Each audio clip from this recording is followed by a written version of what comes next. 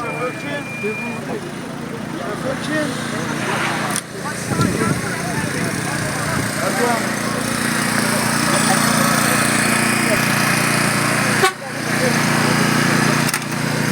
Bir müsaade et bir baksın.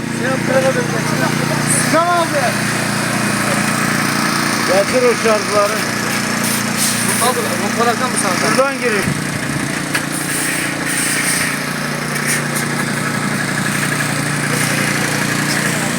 Hayır.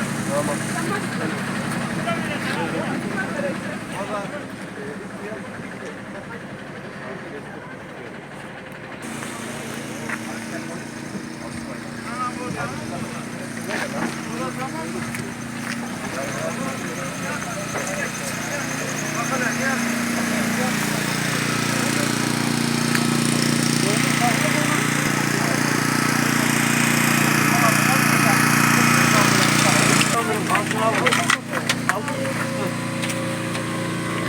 Tamam böyle kalsın ya.